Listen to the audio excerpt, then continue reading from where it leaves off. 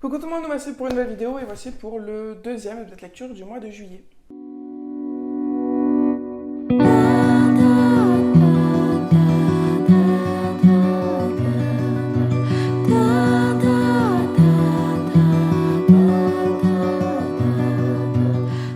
Donc, cette troisième semaine de juillet, j'ai lu 6 livres, donc on va commencer de suite. Alors, j'ai commencé par La Succession, je vais les mettre là. La Succession qui a été l'un des premiers services de presse que j'ai reçu en me remettant sur Simplement Pro. Donc, je remercie la maison d'édition Vérone. Donc c'est un livre que j'avais choisi pour essayer de continuer un petit peu à étoffer mes connaissances en mythologie chinoise. Donc le speech m'avait énormément plu parce que cette histoire allait se reposer énormément sur les signes astrologiques chinois, donc le chat, le bœuf, etc. Il y avait une histoire de succession aussi qui me plaisait bien. Seulement, ça n'a pas pris la tournure que j'attendais parce que je pensais que ça allait être une compétition un petit peu plus organisée avec des épreuves et tout ça. En tout cas, quand j'ai lu le résumé, pour moi, dans ma tête, ça allait être ça. C'est en fait pas du tout. C'est vraiment une compétition comme on peut l'entendre dans le sens le plus simple du terme, où c'est vraiment juste une compétition dans le sens où lui va faire ça mieux que elle va faire ça mieux que lui, etc. etc. Donc il n'y a pas vraiment d'épreuve, il n'y a pas vraiment de tournoi, des choses comme ça. Et du coup, c'est pas vraiment ce à quoi je m'attendais. Cela étant dit, c'était quand même une histoire très intéressante. Donc pour la petite histoire, nous allons se rendre dans une famille où le chef de famille a plusieurs épouses et va se poser la question de la succession, donc du coup de la reprise de poste de chef de famille. Et donc chaque femme a plusieurs enfants, ce qui fait qu'en tout, il y a, je crois, 11 ou 12 héritiers. Et en fait, parmi ces héritiers-là, nous avons une jeune fille qui n'a rien à voir avec la famille à la base. Elle a été recueillie avec sa mère par le chef de famille et donc du coup, son statut d'héritière va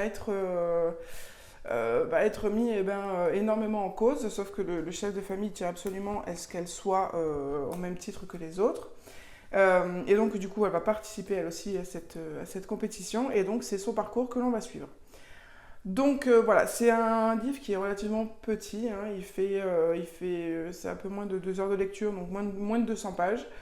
C'est un premier tome, donc il y aura une suite, cependant je ne pense pas que j'irai jusqu'à lire la suite parce que j'ai pas eu le coup de cœur, le coup d'émotion qui me ferait vraiment accrocher à la suite. Mais c'était quand même intéressant, mais pas ce que j'attendais après avoir lu le synopsis. Après, ce que j'ai bien aimé, c'est que en fait, chaque héritier est sous le signe astrologique chinois. Donc, on va voir l'héritier bélier, on va voir l'héritier mouton, l'héritier tigre. Et elle, en fait, elle est l'héritier chat, qui est le signe maudit. Donc, vraiment, elle a rien pour elle, cette pauvre enfant. Mais voilà, j'ai trouvé que c'était quand même très intéressant, mais c'est pas la meilleure lecture que j'ai pu faire. Ensuite, j'ai essayé une suite de séries pour savoir si j'allais me faire les 7 tomes. Je parle de Animal Tattoo, j'avais lu le premier tome. Là, j'ai lu le tome 2 du coup pour voir si je voulais vraiment lire la suite.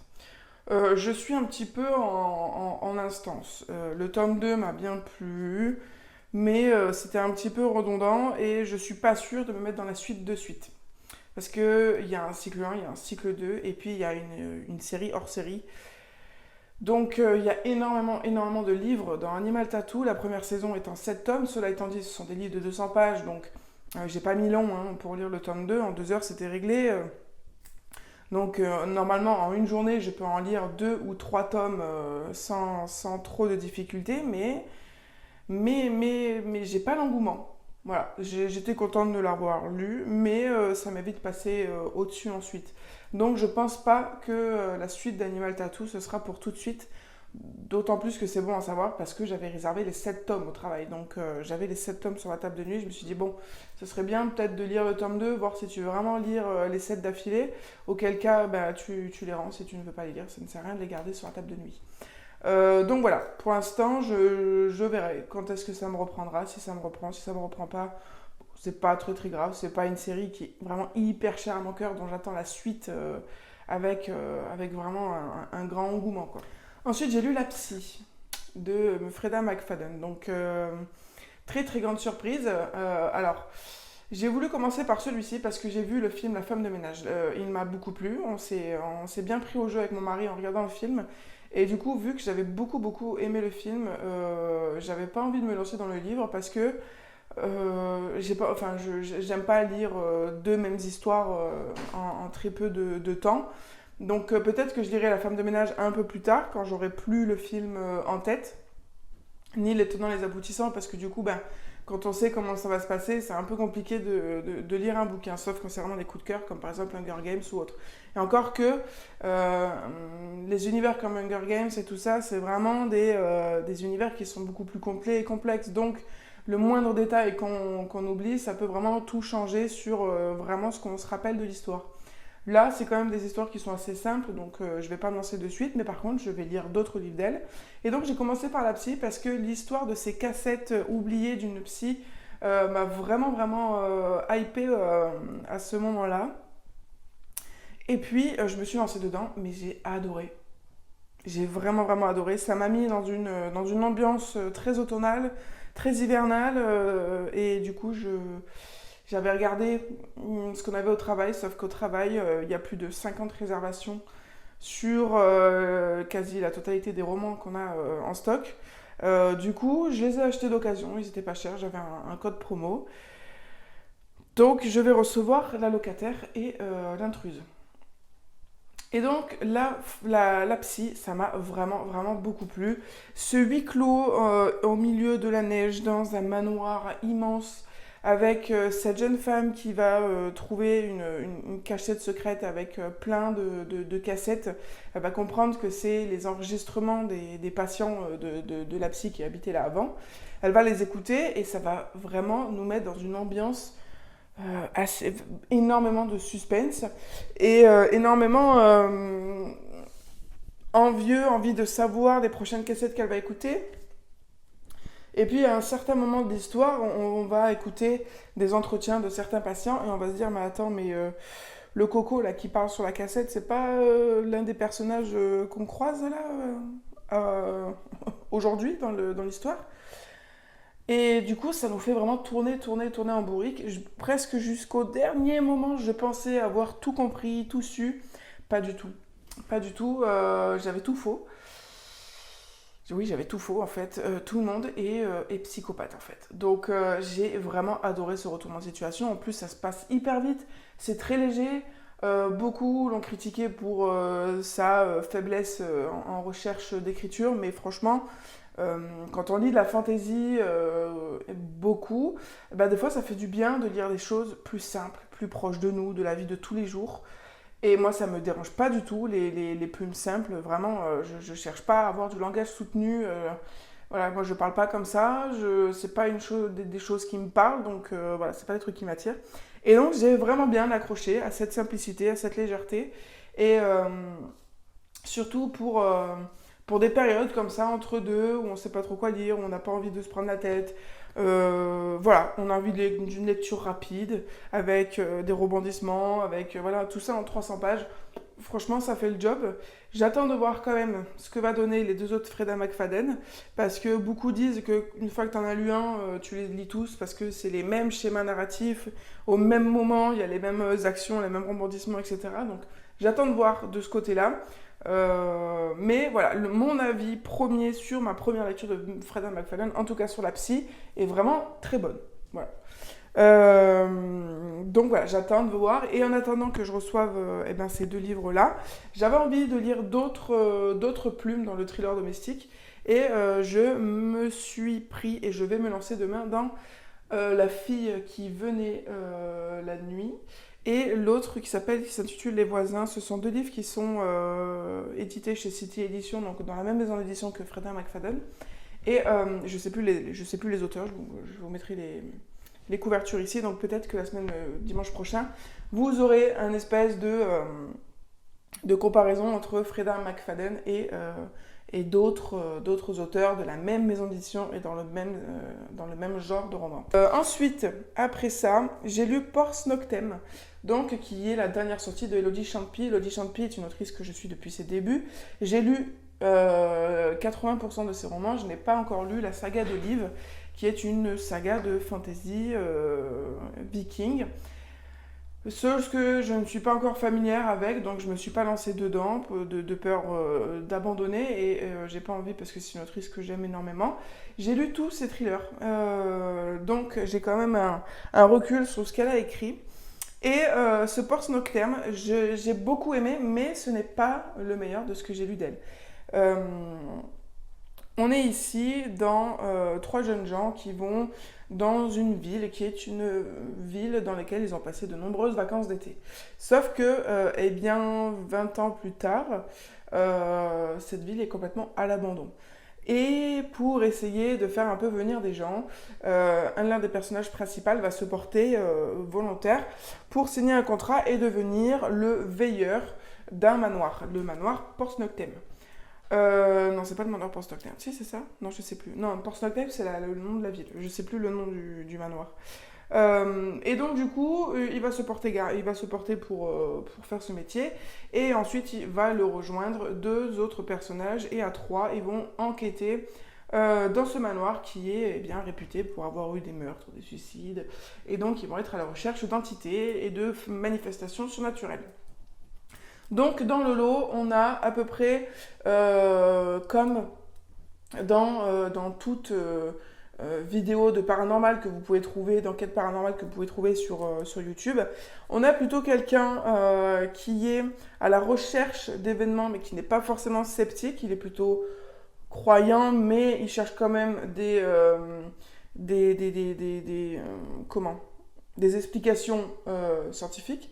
On a l'autre personnage qui est, elle, pour le coup, plus dans la spiritualité, donc qui va être très sensible aux ondes, aux présences, à ce qui peut rester comme résidu d'énergie. Et ensuite, on a le troisième personnage qui, lui, est totalement sceptique et qui, lui, est vraiment là que pour la science, c'est-à-dire qu'il veut se prouver à lui-même et il veut prouver aux autres qu'une vie existe après la mort. Donc, la différence entre lui et le personnage principal qui s'est porté garant pour être veilleur, c'est que lui, il y croit et il veut vraiment, c'est plus dans l'aspect où il veut discuter avec ces gens. Vous voyez, il y a ces deux approches à peu près similaires, mais pas vraiment dans le fond. Et donc, ils vont faire leurs enquêtes, etc. Donc, ça va vraiment être une enquête paranormale. Il va y avoir énormément de matos qui vont être présentés, qui vont être utilisés. Je sais que Elodie aime énormément JRM Paranormal sur la chaîne YouTube qu'il a. Moi, pour ma part, je suis plutôt Silent Jill. J'aime beaucoup Silent Jill. Un peu moins JRM Paranormal, mais ça, je pense que c'est juste une histoire de feeling. Donc je voyais très très bien en quoi consistait le roman, en quoi consistait ce qui se passait dans le livre. Et du coup, je pense que c'est un peu ça que je me suis dit, bon, j'ai déjà vu, voilà. Mais j'ai quand même bien aimé. Il y a eu un petit moment de latence où c'était un petit peu plus lent, où on avait envie que la dynamique reprenne, parce que le roman vraiment démarre sur les chapeaux de roue, donc on est directement dans l'ambiance. C'était tellement génial, j'avais juste une envie, c'est qu'il pleuve, c'est qu'il fasse moche, et que je lise ça, des trucs horribles. En plus, c'est vrai qu'elle a une manière d'écrire qui est vraiment super cinématographique, donc tout va très naturellement se construire dans notre imagination, et du coup, on va être super imprégné par notre histoire. J'ai beaucoup aimé ensuite le fait que cette enquête paranormale va se transformer assez rapidement, disons que cette transformation va être rapide vers la fin, vers quelque chose qui tient plus de policier. Donc voilà, c'était plutôt très bien, mais c'était juste pas le meilleur. Par exemple, pour moi, le meilleur thriller paranormal qu'elle ait écrit jusqu'à présent, c'est sa duologie Chat Noir. Vraiment, celle-là, elle m'a vraiment mis sur les fesses. Et j'avais vraiment adoré. Là, c'est juste que vu que je suis vraiment une consommatrice très très enfin je suis une grande consommatrice d'enquêtes paranormales, c'était juste que pour moi c'était ce petit côté de déjà vu, mais l'histoire en elle-même était quand même originale parce que tout ce qui se passe dans son histoire, bah, ça ne se passe pas dans les vidéos, parce que là dans le roman on est vraiment confronté à des situations très macabres, très sanguinolentes. Il y a beaucoup de pourriture, de trucs. Voilà, c'est quand même très très sombre, très glauque, horrifique. Et voilà, ça c'est pas le genre de choses qu'on a dans les vidéos qu'on regarde dans tous les jours. Hein. C'est juste voilà, le procédé où je me suis dit, bon, c'est peut-être. Ça manque un petit peu de dynamisme. Je crois que c'était à peu près aux trois quarts du roman, juste avant la fin, il y a eu un petit creux. Et, euh, et voilà. Mais sinon, c'était vraiment un très bon roman. Si vous n'êtes pas habitué à ces enquêtes de paranormal, si vous essayez quelques styles de romans, de thrillers horrifiques, de thrillers surnaturels, je pense que ça peut être le roman parfait pour vous lancer dans le genre. Parce que pour le coup, là, vous allez découvrir plein de nouvelles choses, plein de nouvelles façons de communiquer avec l'au-delà, de chercher des preuves que l'au-delà existe, etc., etc. Donc c'était vraiment un beau roman. Ensuite, on arrive aux deux derniers. J'ai lu Le Procès du loup, qui est une petite pièce de théâtre qu'une jeune fille au club lecture m'a conseillé. Et en fait, elle m'avait bien pitché le truc, j'avais bien aimé. En fait, c'est juste le grand méchant loup qui se retrouve avec toute une cour d'accusés, de défenseurs dans le monde des humains, qui va se faire juger par un humain, et pas du tout dans le monde des contes. Et ils vont le juger pour le meurtre du petit chaperon rouge et de la grand-mère. Donc j'ai trouvé ça très mignon. Je pense que franchement, j'aurais adoré jouer cette pièce, ou j'aurais adoré voir la pièce se jouer, par des enfants en tout cas, parce qu'il y a énormément d'humour dedans. Mon mari est en train de le lire là actuellement. Les personnages sont vraiment tous autant lufoques les uns que les autres. Donc je comprends que ça lui ait plu, et je la garde très proche de moi, cette pièce de théâtre, dans ma collection pour mon fils plus tard. Parce que c'est vraiment très très bien fait. Donc je suis vraiment contente qu'elle me l'ait conseillé, et je lui ferai un petit retour quand on se reverra à la rentrée. Ensuite, on arrive sur le dernier livre qui est Dark Forgetting, donc de Kristen Ciccarelli, qui est l'autrice de Heartless Hunter. Duologie que j'avais bien aimé, même beaucoup aimé, un peu plus le tome 2 que le premier. Et donc là, avec Dark Forgetting, elle nous envoie dans un monde vraiment totalement différent. J'ai eu un peu de mal à me lancer vraiment dedans et à être imprégnée de l'histoire, parce que ce roman va tourner énormément autour du chant. Chose qui ne m'intéresse pas, je ne chante pas, personne de moi autour de chante, j'écoute de la musique, mais il n'y a pas forcément de paroles dans ces musiques, donc voilà, le chant, ça me botte pas. Et donc du coup, vu qu'on en parle directement dès les premières pages, je me dis, oh, j'ai pas grand chose en commun quoi avec tout ça. Et puis ensuite, quand le fantastique, quand le sombre, quand l'autre monde va se présenter à elle, là j'étais un petit peu plus intriguée. Et c'était quand même une bonne histoire. Je lui ai mis un 4 sur 5. C'était pas un coup de cœur, mais c'était un bon roman aussi. Ça m'a sorti un petit peu de mes plates-bandes, ces histoires de chanteurs, de chansons. Il y avait énormément de poésie, il y avait des couplets. J'ai eu du mal, comme je vous dis, j'ai eu du mal à m'accrocher avec l'héroïne. Donc c'est pour ça aussi que je pense que c'est pas un coup de cœur, parce que j'avais pas d'attache avec les personnages. Pas de grosse attache avec les personnages. Je peux pas dire non, parce que sinon je l'aurais pas lu. Mais voilà, j'avais pas vraiment de gros points communs avec les personnages. Et c'est plus les personnages secondaires qui m'ont plus touchée, notamment le grand-père, la recherche de sa mère. Il va y avoir une petite romance aussi à l'intérieur qui va être plutôt plaisante. Et puis voilà, toute l'histoire autour de... Moi, c'est cette forêt qui m'a vraiment subjuguée, alors qu'elle a rien de vraiment beau au début. Voilà, j'ai vraiment bien aimé. Par contre, la fin, je l'ai détestée, parce que j'ai trouvé ça très cliché, pas du tout. Enfin, déplacé, quoi. Dedans, il y a une scène de smut, ou deux, il y a deux scènes de smut. Bon, c'est pas explicite, mais c'est quand même assez pour qu'on ait les images en tête. Donc, bon, voilà, à partir de 15-16 ans. Euh, mais voilà, ça s'est fini de manière très bête, je trouve. J'étais déçue de la fin, vraiment. Pourquoi finir sur ça, en fait? Pourquoi pas finir sur autre chose de plus simple, un bisou? Bon, voilà, j'ai trouvé que c'était pas la peine, c'était un peu inopportun, quoi. Mais bon, sinon j'ai bien aimé, voilà, j'ai bien aimé cette histoire de forêt, de malédiction, de bêtes sombres, de sorcière qui a lancé une malédiction, et puis au final peut-être pas, et puis on pensait que cette personne-là c'était elle, et puis en fait non. Voilà, j'ai trouvé que c'était quand même un bon roman, mais comparé à Claire Center, au niveau pas de l'histoire parce que c'est pas comparable, mais au niveau du ressenti, c'est un petit peu plus faible que sa duologie Earthclass Center pour les personnages. Voilà en tout cas pour cette update lecture. On se retrouve eh bien à la fin de la semaine prochaine. Par contre, pour le dimanche 2, je sais pas. Peut-être qu'il faudra que je vous tourne une vidéo en amont. La semaine, pas cette semaine, mais l'autre. Je vous tournerai une vidéo en pleine semaine pour la mettre en ligne, avant le déménagement. Parce que je pourrais pas tourner le dimanche pour le dimanche, quoi. Le dimanche, on sera encore en train de faire le ménage ici. Voilà, voilà. Écoutez, je vous fais plein de gros bisous et je vous dis à très bientôt sur la chaîne pour de nouvelles vidéos.